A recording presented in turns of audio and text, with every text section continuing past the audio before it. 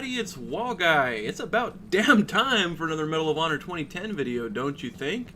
Well, here we are. This particular video has been in my unused archives for some time, and I've been hanging on to it for the right occasion, and I thought it would make for a good illustration for this first strategy breakdown.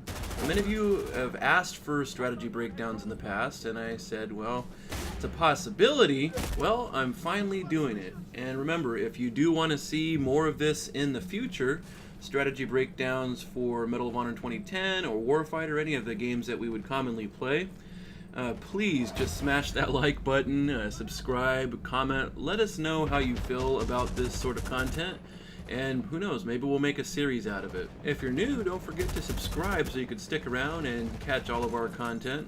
And always, don't forget, you can follow us on Twitter for all the latest updates on our videos. Alright, let me set the stage for this particular round that you're watching.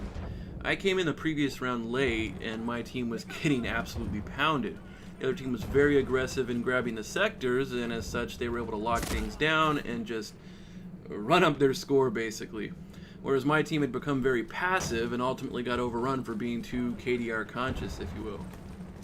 As a result, the other team had all three sectors, and that afforded them the opportunity to just camp and kill anyone who approached the sectors. It's easy mode after that. My team, of course, being overwhelmed now and totally unable to approach the sectors, they lost more and more confidence. And that just furthered their own demolition, because the less momentum you have, the less confidence you have, the easier it is for the other team to just overwhelm you, especially if they're aggressive like this team was. Now, I will note that my team did have about, I don't know, maybe 2 solid players, so I wasn't completely devoid of help here.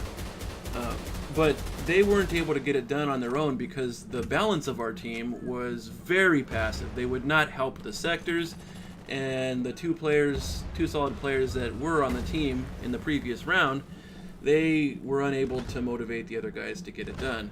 So me showing up changed the balance of the game a little bit, and you'll see why in a second. But before I go into any detail on the strategy involved here, I want to kind of offer a disclaimer in that Meowth and I do not play with any kind of set game plan or strategy. Everything is done on the fly. Plans are created in an instant, and then we act on those plans or whatever.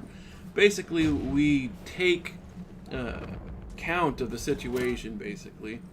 Anything that's going on in the game, where the enemies are, their skill level, which sectors we have and don't have, the skill level of our team, just the general flow of the game, and that helps us act on the game plan. So what you see here is not going to be something that we would try every time. This is not our Kandahar strategy for winning, but it's what we did, and it's my strategy that I used in this particular round, kind of described after the fact.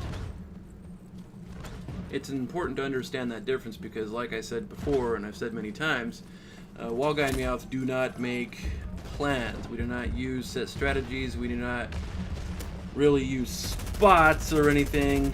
It's all free-form thought on the fly, depending on what the situation calls for. And to think otherwise goes against what I've outlined in the How to Get Good at Online FPS series that I did a while back. So just try to understand that as I do this.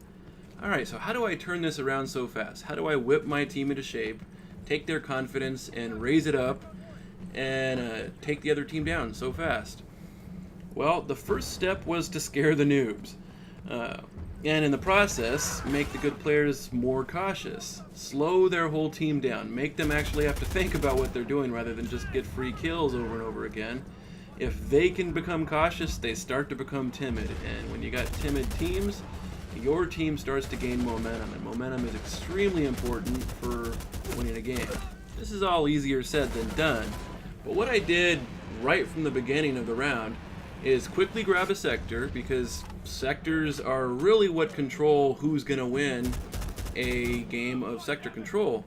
You can have the best KDR and have the most kills. You can have a whole team full of guys with good KDRs, but if they didn't go after sectors, they're going to lose to a team that did basically nothing but go after sectors.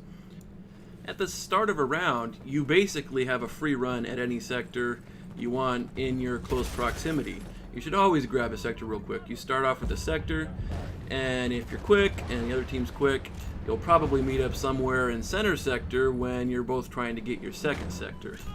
Now I grabbed the first sector on the left and then went for center sector, and my plan was to control center sector, make sure we took it before the enemy took it, and then hold it down. Now normally you see me as a relentlessly aggressive guy who's all up in people's business, but that wouldn't have won the game for us in this situation. I could have gotten a big score, a cruise missile, whatever, and we would have probably still lost because I would have been looking after my own interests and not that of my team.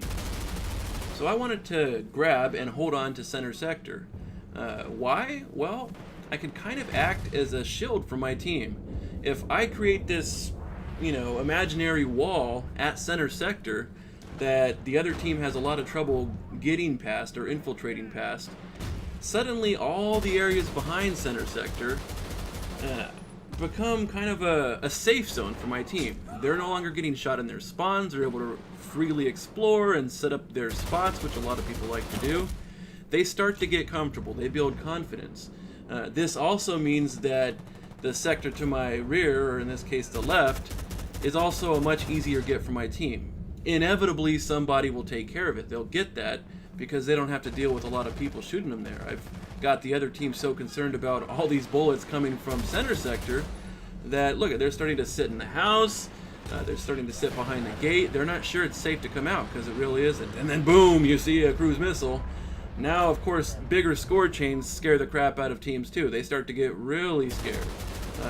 Around this time, some of the better players in the other teams start to leave. And I say that, but if you're leaving in the middle of a round, you're not really one of the better players. You're kind of faking it. Having successfully held down center for a while now, kind of a one-man show up here, totally tearing the other team apart, getting my team comfortable and well holed up in the back two sector area, they finally got the confidence to move up and take the third sector.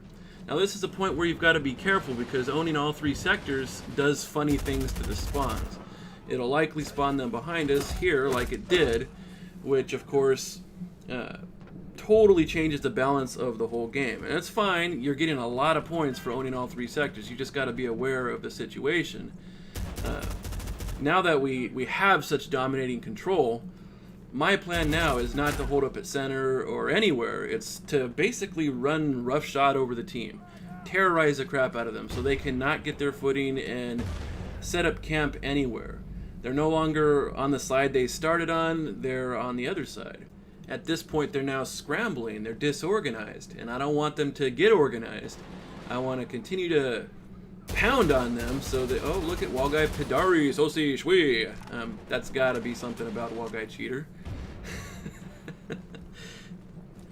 But yeah, now that I got them scrambling, it's the perfect time for that relentlessly aggressive style because they're just not focused on anything. They don't know what they're looking at. It's easy to walk into any area they are and often just go to town on them because they're not ready. They're not looking for you. They don't know where it's coming from. This would not have been true, absolutely not have been true at the beginning of the round. I would have gotten torn to shreds because the other team was dug in, they were confident, and they all had their eyes on some spot of the map. So no matter where I ran, I would likely get torn down if I tried to approach them hard. And of course my team would have been overrun and slaughtered. And now you've got this game where it's a total blowout. It looks like it was always meant to be. But no, this is the same team that dominated my team the round before. And you see how a little bit of strategy, a little bit of smart thinking and doing the right thing at the right time made this round so much easier. Well, that's it for this strategy breakdown of Kandahar Marketplace. Remember, if you want to see more of this type of stuff, please hit that like button a lot and let me know in the comments and favorite this, share it with your friends and whatever. I hope you guys are all doing well, and I'll see you next time.